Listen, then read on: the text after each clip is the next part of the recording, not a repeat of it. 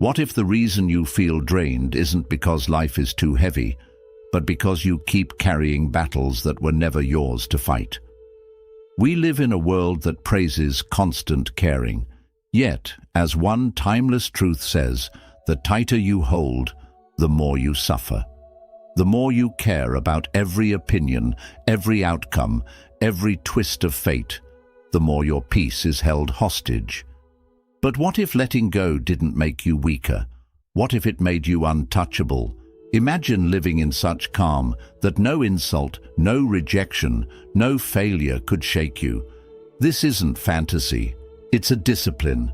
And in this journey, I'll show you the Buddhist path to becoming unbothered, without becoming cold.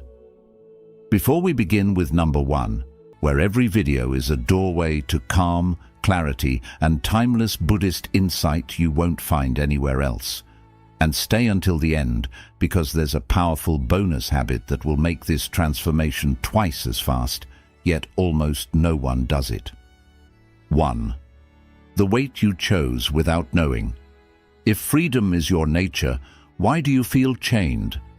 You wake each day carrying a weight you never questioned, convinced it is part of you. Yet in truth, much of it is chosen unconsciously. You are bound by the threads you choose to hold, expectations, opinions, fears that are not your own. Like a bird clinging to a rusted cage door, you forget the sky was always yours. Buddhist wisdom teaches that suffering often begins with attachment, not just to people or possessions, but to ideas of how life should be. We carry them as if they are sacred, yet they are often illusions handed down by the noise of the world. When the Buddha spoke of liberation, it wasn't escape from life. It was escape from the weight of unnecessary chains. Think of the mind as a backpack. Over the years, you've placed stones inside, the pressure to impress, the fear of being misunderstood, the need to control outcomes. Some stones were slipped in by others, family expectations, society's definitions of success, the fear of judgment. You did not notice the heaviness because it became normal, but normal does not mean necessary. In the modern world, we carry this load in subtle ways, replaying conversations to analyze if we sounded right, measuring our worth against another's highlight reel, shaping our decisions to please those who aren't even watching. And yet, the greatest irony is this: we seek happiness while gripping the very weights that drown our joy. To release them, begin with awareness. Pause today and ask yourself, what burdens am I holding that belong to someone else? Notice how your body feels when you think of them. Imagine placing those burdens on the ground and see the space they leave behind. This is not selfishness, it is clarity. In Buddhist mindfulness, letting go is not giving up. It is choosing peace over needless struggle. Make this a daily practice. Each morning before you step into the world, picture that heavy backpack. Choose one stone to set down. Perhaps it is the need to be liked. Perhaps it is the belief that you must always be right. Each stone removed is a breath returned to you. Over time, your steps will feel lighter, and you will walk not as a prisoner, but as a traveler. The truth is simple. The less you care about carrying the unnecessary, the more space there is for what truly matters. Happiness is not in adding more to your life. It is in removing what was never yours to hold. And when you no longer dance to the noise of the world, you finally hear your soul's music, the loss that brings more than it takes. How can losing something make you richer? It sounds like a paradox. Yet in the quiet language of the soul, it is a truth that repeats itself again and again. The empty cup can hold the clearest water, but only when it is truly empty. You cannot receive with closed fists, just as you cannot breathe deeply when you are holding your breath. Buddhist wisdom reminds us that what we cling to most tightly often becomes the very source of our suffering.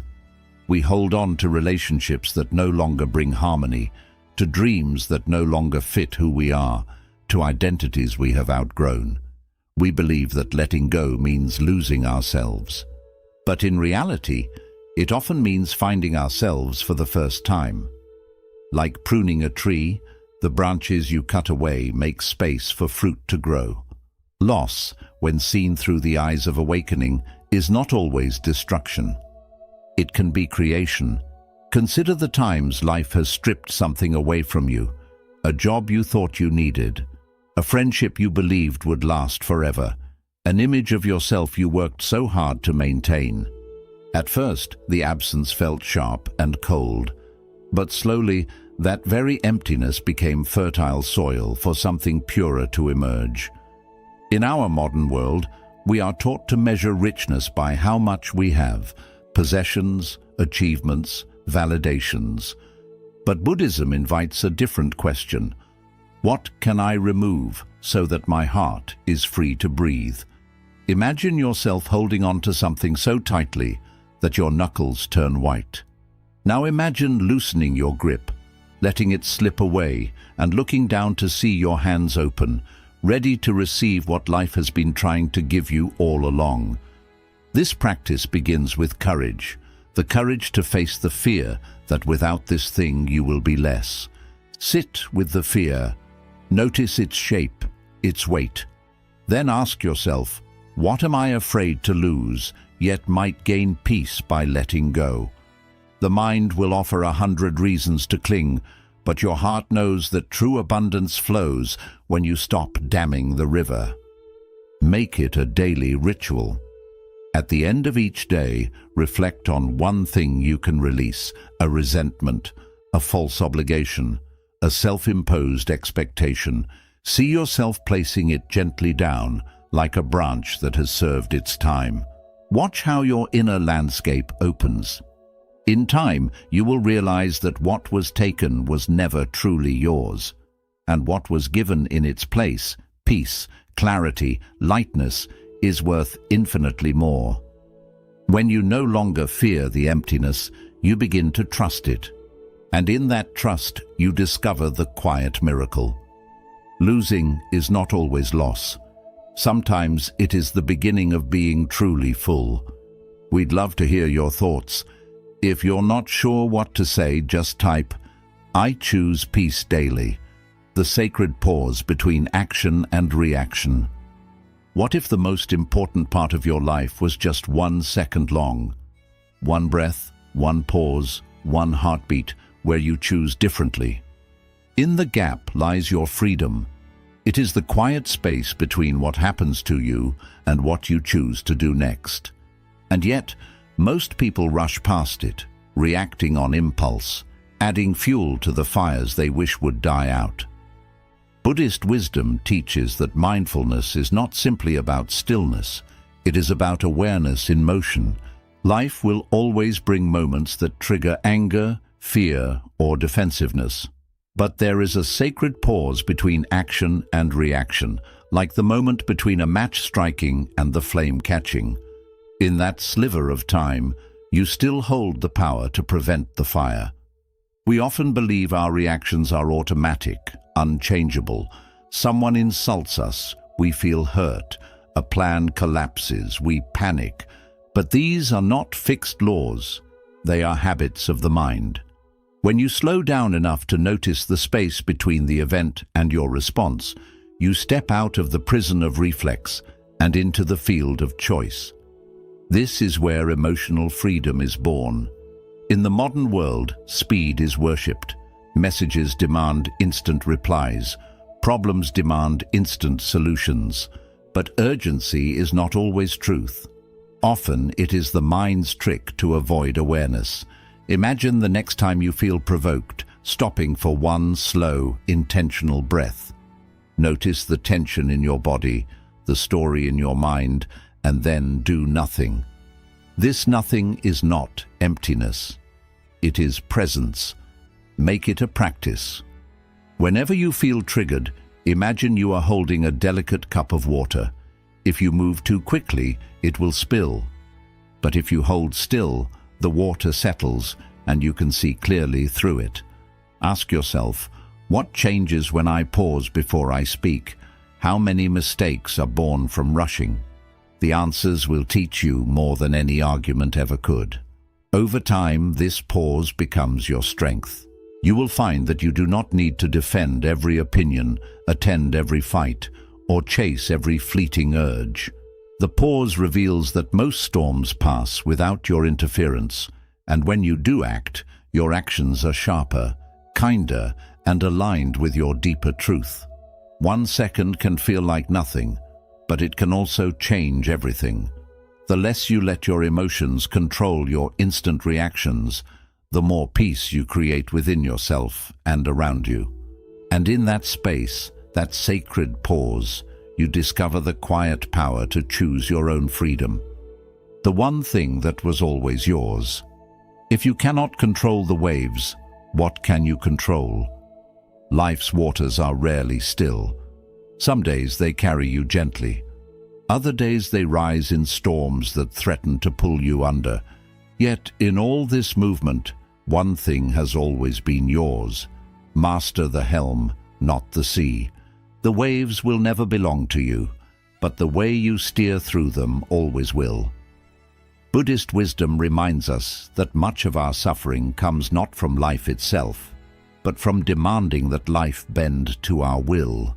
We try to control how others see us, how the future unfolds, how the world behaves. But this is like a sailor shouting at the wind, insisting it blow in a different direction. The sea does not listen, and the shouting only exhausts us. Instead, imagine yourself standing at the helm of your own mind. The wind is unpredictable, the waves restless. Yet with a steady hand, you can adjust your sail to move with what is, instead of against it. This is the art of inner control, the discipline to guide your thoughts, your focus, and your actions, even when the world refuses to obey. In daily life, this means noticing where your energy leaks into battles you cannot win. Perhaps you spend hours trying to make someone understand your point of view. Perhaps you cling to a plan that clearly needs to change. Ask yourself, where am I fighting for control I never had? You may discover that the harder you push, the heavier your spirit feels. Shifting your focus to what you can master is like turning the wheel toward calmer waters. Your breath, your words, your attitude, these are the tools always within your reach. The moment you realize this, peace stops being something you chase and becomes something you practice. Even when the waves are high, the helm is steady in your hands. Make this a daily exercise. When something unsettles you, pause and visualize yourself at that helm. The waves may roar, but you breathe slowly, adjust your inner sail, and choose a direction that serves peace. This is not passivity. It is power without struggle. It is knowing that a sailor's strength lies not in taming the sea, but in mastering the art of navigation. And so, the less you fight for the illusion of control, the more mastery you find over yourself. Life's waves will always rise and fall, but your calm, your choices, your inner direction, these have always been yours. And when you guide them wisely, you discover that you do not need to calm the sea to sail in peace. Stillness is the highest form of power. Can a tree fear the wind if its roots are deep? Storms may bend its branches, but its foundation holds firm. Power is not the storm, but the calm that outlasts it. In a world that glorifies speed and noise, stillness can seem like weakness, yet in truth, it is the highest form of power.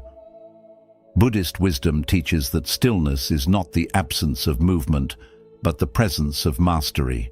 It is the choice to remain centered while the mind, the world, and the emotions swirl around you. Like a mountain that remains unmoved while clouds race across its peak, your strength lies not in chasing the storm, but in standing in a place it cannot touch. The mind, left untrained, reacts to every gust of wind, a comment, a setback, a fear. Each reaction pulls you away from your center, scattering your energy. But when you cultivate stillness, you become like the deep roots of a tree, drawing strength from a place no storm can reach. This stillness is not passive. It is deliberate, focused, and alive with awareness. In daily life, this means pausing before you act, letting the initial surge of emotion pass like a wave. It means choosing not to speak when anger demands a reply, or not to chase after answers when uncertainty appears. Ask yourself, when was the last time I chose stillness over reaction? What did it save me from? You may find that it spared you from regret, from wasted energy, from battles that never needed fighting. To practice this, find a moment each day to anchor yourself. Close your eyes and feel your breath deepen. Imagine roots growing from your feet into the earth, steady and strong. The wind can howl, but it cannot uproot you. The clouds can darken, but they cannot touch the mountain beneath them. In this grounded state, clarity arises, and with clarity comes wise action. Over time, you will see that stillness is not inaction. It is preparation. It gives you the space to choose your direction with precision, rather than being dragged by the current of impulse. In stillness, you can hear the subtler truths, the quiet guidance that is often drowned out by the noise of reaction. And so, the less you rush to match the chaos around you, the more you find the calm within you. This calm is unshakable, for it does not depend on the world behaving. It is yours to keep, yours to return to, and yours to live from.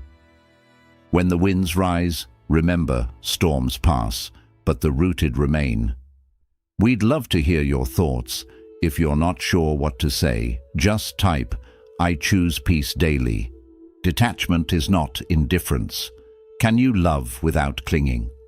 We are taught that love means holding on, protecting, and never letting go. Yet Buddhist wisdom whispers another truth. Care deeply, but hold lightly.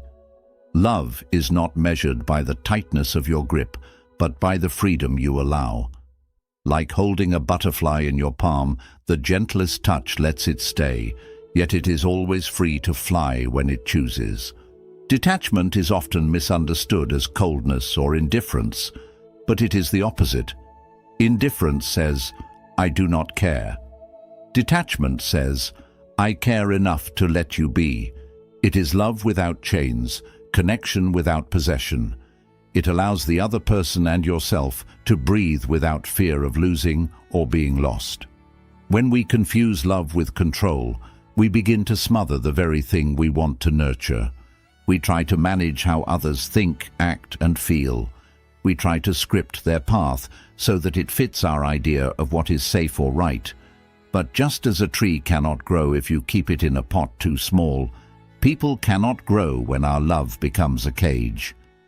In your own life, reflect. Where am I confusing love with control? Perhaps it is in a relationship where you cannot rest until they act exactly as you hope. Perhaps it is in friendship where your care turns into constant checking, correcting, or rescuing. Ask yourself how it would feel if these connections were lighter, if you could trust them enough to walk their path without gripping their steps. A daily practice of detachment begins with awareness. When you feel the urge to control, pause. Close your eyes and see the person you love wrapped in light, safe, whole, and free to live their life. This visualization is not about pushing them away, but about honoring their independence and your own peace. Detachment does not mean withdrawal. You can still be present, still offer kindness, still share moments of joy, but your happiness no longer hinges on their choices, their moods, or their path. You stop measuring love by the closeness of the body and start feeling it in the openness of the heart.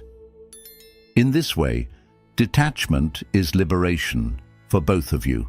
The less you cling, the more authentic your connections become. Love flows more freely when it is not tethered by fear. And you will find, as the Buddha taught, that freedom and love are not opposites. They are the same breath. Care deeply, but hold lightly. And in that space, both hearts can finally rest. The mirror that shows the real enemy. Who hurts you more, others or your own mind? The world can throw stones, yes, but it is often the echo in your thoughts that strikes you hardest. Your thoughts can be kinder than the world, or crueler than it. In Buddhist wisdom, we are reminded that the mind is both the painter of our reality and the critic that can destroy it. If left unchecked, it can turn a passing shadow into an endless night. It is like standing at the edge of a still lake, seeing your reflection ripple with the wind and mistaking it for a stranger. You react to it, afraid, defensive, or angry, not realizing you are only fighting yourself. Most suffering is not born from what happens, but from the story we tell ourselves about it. The insult someone spoke may last a moment, but the replay in your mind can last for days, weeks, or even years. In modern life, this is why so many feel exhausted without knowing why. You might spend hours imagining what someone meant by a glance, building entire battles that never happened. You might take a single failure and weave a narrative of, "I'm not good enough." These stories may feel real, but they are creations of the mind, sharpened each time you think them. Buddhist practice invites us to look into this mirror with honesty. When hurt, pause and ask, is this pain coming from outside or from the story I'm telling myself? You may find that the external event was small, but your mind has painted it in bold, heavy strokes. This awareness alone is the beginning of freedom. To train the mind toward kindness, you must first notice its cruelty. When a painful thought arises, do not push it away. Instead, look at it as you would look at a cloud, passing, changing, without solid form. Replace the harsh story with a gentler truth. Maybe they were having a bad day. Maybe it's not about me. Maybe I don't need to carry this. Make this a daily discipline. Each night, reflect. How often am I fighting battles that only exist in my mind? You may discover that most of your exhaustion comes not from life itself, but from wrestling shadows, and shadows vanish when you bring them into the light.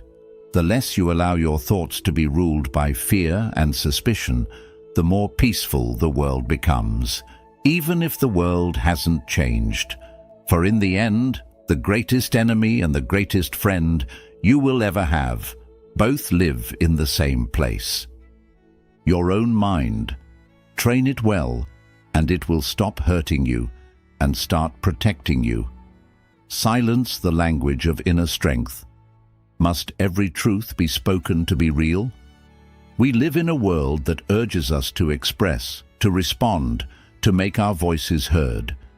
Yet Buddhist wisdom reminds us that silence too is an answer, and often the wisest one.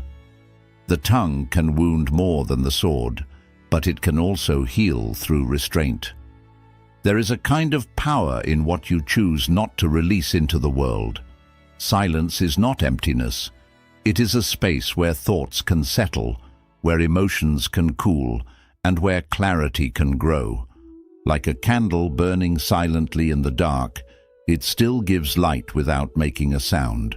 When you withhold words born from anger, pride, or fear, you create a sanctuary where peace can take root, within you and between you and others. So much of our suffering comes from speaking too quickly, from letting raw emotion pour out before it has been softened by understanding. A moment of thoughtless speech can plant seeds of conflict that take years to uproot. But silence, when chosen mindfully, can prevent entire gardens of regret from growing. In daily life, this practice means recognizing the moment before you speak, that delicate space where choice lives. Not every truth must be announced. Some truths are better lived than declared. Some truths ripen in the quiet until they become wisdom, and when spoken later, they nourish instead of wound. Try this today. When you feel the urge to speak from a place of irritation, pause. Breathe deeply. Visualize sitting in stillness for 1 full minute, noticing how much power remains in what you don't say. You may find that your silence changes the energy of the moment entirely. Instead of escalating tension, it allows calm to rise. Instead of deepening misunderstanding, it creates room for empathy to enter. Ask yourself, what could I choose not to say today, and gain peace instead? This is not about avoiding truth or suppressing feelings. It is about choosing the right time and the right heart to deliver them. Silence gives you both. Over time, this mindful silence becomes a shield. You will find you no longer need to defend yourself in every moment, no longer need to prove your worth through words. The less you give in to the impulse to react, the more inner space you create. And in that space, your strength grows quietly, like a deep river that moves without noise but shapes entire landscapes. When you learn to use silence as a language, you discover it is not weakness, but mastery. For the calmest voice is often the one that is not spoken, and yet it speaks volumes to those who listen. We'd love to hear your thoughts. If you're not sure what to say, just type, "I choose peace daily, the illusion of urgency." Who decided that everything must happen now? We live in a constant push to answer quickly, to decide quickly, to achieve before the day ends. Yet Buddhist wisdom reminds us that not all things are meant to be hurried. Time is the ocean. You are the shore. The waves will come and go, no matter how much you demand or resist. The mind, when trapped in urgency, forgets that life moves at its own rhythm. Like a river that reaches the sea without rushing and never arrives late, your path, too, unfolds without needing to be forced. Yet we convince ourselves that if we pause, we will fall behind, not realizing that it is our rushing that often makes us stumble. Urgency feeds stress, and stress clouds wisdom. When you demand answers before clarity has ripened, you plant seeds and dig them up each day to see if they've grown. You cannot rush the sunrise. You cannot force the tide to rise faster, and yet we try. In our relationships, in our careers, in our healing, creating more suffering than the waiting ever could. Ask yourself, what am I rushing that would unfold perfectly in its own time? You may find that the need to hurry comes from fear, fear of losing control, fear of missing a chance, fear of the unknown. But when you release that fear, you see that life has never been late. Everything that has shaped you arrived when you were ready to meet it. Practice this truth daily. The next time you feel the pulse of urgency, pause and take 3 slow breaths. Imagine the tides moving in and out without effort, neither grasping for the shore nor running from it. In that rhythm, feel how your body softens. Your mind will want to pull you forward, but let it rest in the present where no hurry lives. In stillness, decisions become clearer. In patience, actions become wiser. You will find that opportunities which feel urgent now are often not the ones that truly matter. And the ones that do matter will not pass you by when you are calm enough to receive them. Over time, you will see that urgency is often an illusion, a shadow cast by the mind's restlessness. The less you obey it, the more peace you allow in. Your life stops feeling like a race and begins to feel like a walk through a garden where each step can be noticed, each breath can be savored. You are the shore, time is the ocean. Let the waves come as they will. You will meet them when they arrive, and never a moment too late. The quiet rebellion against chaos. How do you win without fighting? In a world that glorifies reaction, the quiet choice to remain still can feel like defeat. But Buddhist wisdom teaches that peace is victory without battle. There is a power in refusing to let chaos dictate your movements, in choosing silence when the world demands noise. When conflict calls your name, it tempts you to join its rhythm, to match its energy with your own. Yet this is like dancing to a song you never wanted to hear. You don't have to join every argument, respond to every provocation, or defend every action. Sometimes, the greatest strength is in the refusal to step into the arena at all. Like refusing to dance when chaos plays its loudest song, you create space for your own rhythm to be heard.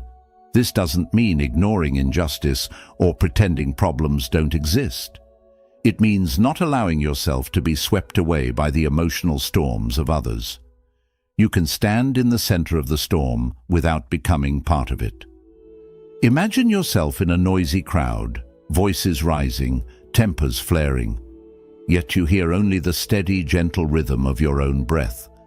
This is not passivity, this is mastery. The world will always have its noise, its provocations, its urgent demands for you to take a side. But when you respond from stillness, your actions are precise, intentional, and free from the poison of impulsive reaction. Ask yourself, where can I choose peace instead of proving a point? You may realize that many of your battles are born from ego, the need to be right, the need to be heard, the need to be acknowledged. When you let go of that need, you often discover the issue was not worth your energy in the first place. The quiet rebellion against chaos is not about retreating from life, but about engaging with it from a place of clarity. When others push, you don't have to push back. When they raise their voices, you can lower yours. When they rush, you can slow down. In doing so, you create a ripple, a subtle influence that can calm even the most turbulent waters around you. Over time, this practice changes not only how you experience the world, but how the world experiences you. People begin to sense that your peace is not fragile, that it cannot be taken from you through provocation, and in this way, you win without fighting, because the real victory is mastery over yourself. Peace is not the absence of noise. It is simply the refusal to let the noise take over you. And that decision, made moment by moment, is the softest yet deepest rebellion you will ever carry out. The monk's daily habit of emotional lightness.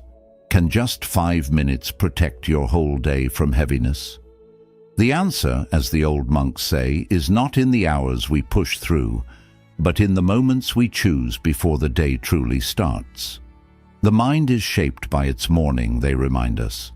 Just as a musician would never play without tuning their instrument, you too must prepare your inner world before life begins to play its uncertain music. When you wake, your mind is like clear water, still, calm, and open. But soon, life will throw in its stones. Worries, distractions, demands. If you do nothing, the ripples of these stones will shake your clarity all day. Yet if you take even 5 minutes to set your inner tone, the stones may still drop, but the water will return to stillness much faster. The monks keep this practice not with grand rituals, but with small, mindful actions. A slow breath with awareness, a quiet cup of tea taken with full presence, or a single line of gratitude whispered to the morning sky. These moments are not about running away. They are about alignment, about grounding your mind in peace before the world tries to pull it away. Like tuning an instrument before a concert, you start to notice that those 5 minutes shape the whole symphony of your day. A calm beginning makes you slower to anger, quicker to forgive, and less eager to react. You start to care less about the chaos around you because your inner state no longer depends on it. Picture this tomorrow morning. You wake, sit in stillness, and see your mind as a deep, undisturbed pool. Even if life later drops a stone into it, you will not hold on to the ripples longer than needed. You will allow them to fade, and your surface will return to calm. Ask yourself, what simple daily ritual can I begin to protect my peace? It doesn't need to be complex. It could be lighting a candle, taking 10 slow breaths, or stepping outside to feel the morning sun on your face before checking your phone. The key is to pick something that reminds you that you decide how to enter the day. This is more than just a morning routine. It is a declaration that your peace matters more than the world's noise, that you will not give away your inner balance before the day even begins. With time, you will notice that 5 minutes of mindful stillness can outweigh hours of stress. And maybe then you will see the monk's secret. A calm day does not come by luck. It is shaped, guarded, and chosen right at the start. Bonus lesson: the freedom of needing less. What if happiness was about letting go, not adding more? In a world that pushes you to collect possessions, achievements, and approval, there is an old truth whispering that the opposite may be the real way. You are richest when you want nothing. It is a truth that does not shine like gold, yet it carries a weight greater than any treasure. Think of the sky. It does not need to gather clouds to be beautiful. In fact, the more it is cleared, the wider and brighter it becomes. In the same way, the fewer burdens you carry, in wants, in comparisons, in restless striving, the lighter and freer you feel. The richness of life is not in the pile of what you own, but in the open space left when you no longer need to own it. We often think peace will arrive once we finally get the more we are chasing: more money, more praise, more comfort. But desire is a moving target. Each time you reach it, it shifts again, keeping you in an endless chase. The monks understand this cycle well, which is why they step off that path completely. They find that by needing less, they have already arrived.